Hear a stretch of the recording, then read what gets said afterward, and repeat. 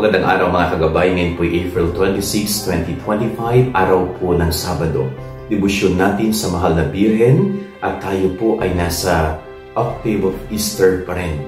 At marinig po natin sa ating Ebanghelyo na ang Panginoong Hesus ay nagpakita sa mga taong mahalaga sa Kanya. Bakit po kaya ginagawa ng Panginoon ito? Patuloy siyang nagpapakita sa Kanyang mga alagad matapos na siya ay muling mabuhay. Upang sa ganun ay ibangon ang Kanyang mga alagad mula sa isang karanasan na nagdulot sa kanila ng kawalan ng pag-asa. Hindi po ba itong mga alagad na ito nung namatay ang Panginoon, kasabay na namatay ang kanilang pag-asa?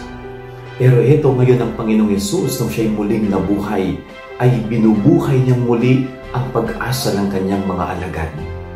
At ito po'y napakagandang paalala din sa bawat isa sa atin. Ang Diyos ay patuloy na nakikipagdaupang palad sa atin. Yung araw-araw natin, sa araw-araw nating karanasan, maging ito'y maliit man o malaking karanasan natin na nangyari sa buhay natin, ipinapaalala ng Panginoon na siya ay nasa ating piling. Okay, lalong-lalo po pag ang karanasan natin ay mahirap, nawala yung pag-asa natin, humina yung ating pananampalataya, sinasagip tayo ng Diyos dyan sa pamamagitan ng Kanyang muling pagkabuhay. Nais ng Diyos na tayo ay ibangon sa mga pagkakataon na humina ang ating pag-asa at pananampalataya dahil sa mga karanasang nangyari sa atin na hindi maganda.